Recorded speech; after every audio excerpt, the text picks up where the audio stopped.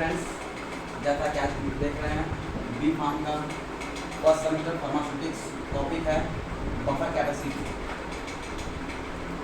पहले देखेंगे buffer capacity. आखिर बफर होता क्या है, पहले ये जानेंगे कि बफर होता क्या है, उसके बाद हम लोग पढ़ेंगे बफर कैपेसिटी।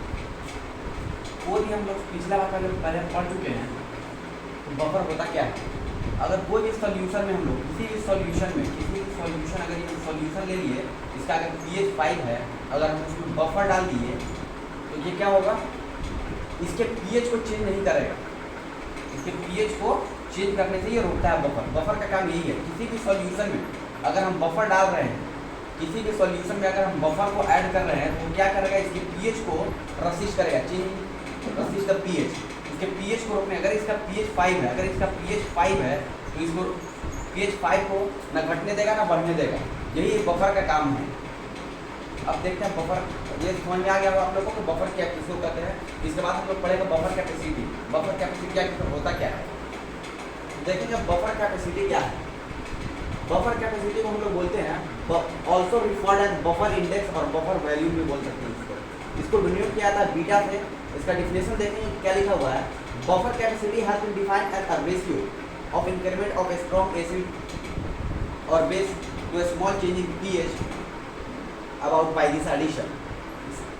इसमें क्या रहा कि बफर आगे क्या, बफर कैपेसिटी क्या है। अगर हम कोई सॉल्यूशन ले लिए, अगर कोई भी हम लोग सॉल्यूशन ले लिए, इसका pH अगर हम लोग 5 रख रहे हैं, इसका pH अगर हम लोग 5 रख रहे हैं, इसका pH 5 रख रहे हैं और इसका ये बफर इसमें ऐड है, अगर बफर हम लोग का ऐड है तो ये देखेंगे कि बफर कैपेसिटी अगर कर क्या रहा है, देखेंगे कि अगर कितना कैपेसिटी ये ले रहा है ऐड करने के लिए pH। मान के लिए हम बाहर से हम लोग एसिड और बेस ऐड कर रहे हैं, बाहर से हम लोग एसिड और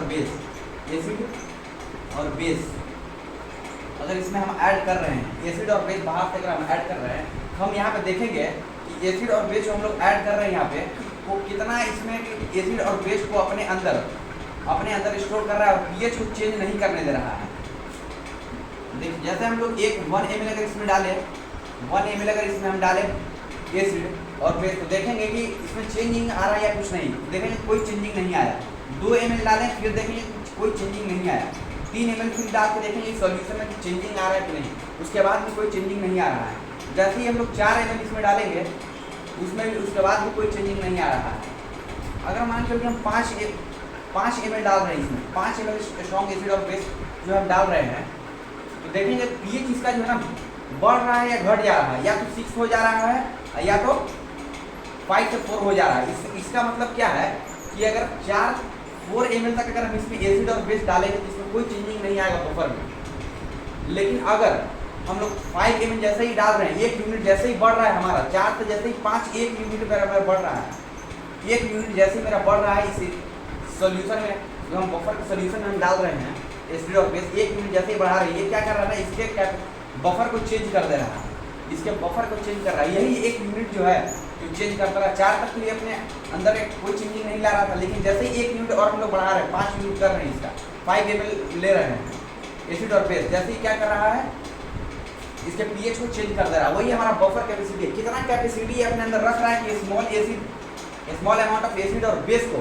अपने अंदर वो चेंजिंग नहीं ला रहा है। मान के 4 ml तक तो ये चेंजिंग नहीं ला रहा है। 4 ml के बाद जैसे 5 ml 1 यूनिट हम लोग अगर बढ़ा रहे हैं, तो ये अपना एसिड का चेंजिंग जो चेंज कर दे रहा है, pH अपना चेंज कर रहा है। 4 से 5 और 5 या 4 कर दे रहा है, कुछ भी कर दे रहा है, इसमें चेंज डाल दे रहा है। वही हमारा बफर कैपेसिटी। यहाँ लिखा हुआ है buffer capacity has been defined as a ratio of increment of a strong acid और base to a small change in pH brought about by this addition. इसका मतलब वही है कि हम लोग थोड़े से अमाउंट में एसिड और बेस अगर किसी भी बफर के सॉल्यूशन में डाल रहे हैं, तो आखिरकार चेंज क्या कर रहा है, किसी भी सॉल्यूशन में हम जब डालेंगे अगर से एसिड और बेस, मान लीजिए ये क्यों बफर कैपेसिटी चेक क्यों किया जा रहा है। अगर मान लीजिए कोई भी हम लोग सिरप ले रहे हैं, अगर सिरप ले रहे हैं, इसका अगर ढक्कन हम लोग खोल रहे हैं, इस सिरप का अगर ढक्कन खोल रहे हैं, तो हमारे इन्वायरमेंट में एसिड, हमारे कई तरह का गैस पाया जाता है, हमारे इन्वायरमेंट में कई तरह का गैस पाया जाता है, CO2 भी पाया जा रहा है, H2O वाटर भी, नमी भी पाया जा रहा है।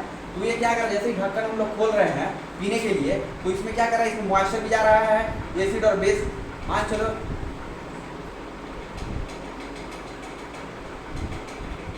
देखते हैं हम लोग CO2 और H2O, इसमें कई सारा गैस भी है, इसमें वाटर ह्यूमिडिटी में आकर वही चेंज कर रहा है हमारे इन्वायरमेंट में आकर के, जो चेंज कर रहा है हमारा सिरप को। उसी के लिए हम लोग चेक करते हैं कि बफर कैपेसिटी का कितना कैपेसिटी हो सकता है जो चेंज करते हैं बफर कैपेसिटी को, कितना ये अपने अंदर स्टोर कर सकता है, रख सकता है, कितना दिन तक हम लोग इसको स्टोर कर सकते हैं अगर किसी भी अमाउंट को। इसीलिए हम लोग बफर डालते हैं जल्दी हम लोग का दवा जो खराब नहीं हो। इसी का देखते हैं यहाँ का फॉर्मूला दिया हुआ है, बीटा इक्वल टू दिया हुआ है डेल ए और del B. Beta equal to क्या दिया हुआ है, डेल ए और del B divided by del P H, where del A और डेल बी क्या होता है वो देखेंगे हम लोग। Small increment of a gram equivalent पर litre of a strong acid और बेस, करेंगे स्मॉल चेंज करेंगे एसिड और बेस में डालेंगे, उसमें देखेंगे क्या चेंज आ रहा है और चेंज इन पीएच कितना चेंज हो रहा है, हम कितना अमाउंट में डाल रहे हैं एसिड और बेस को और कितना चेंज होकर के हम लोग का आ रहा है। जैसा कि आप लोग देख रहे हैं, आप लोग को समझ में आया होगा ये टॉपिक बफर कैपेसिटी होता क्या है। चलिए दोस्तों, थैंक यू। हम मिलते हैं अब अगले टॉपिक पर।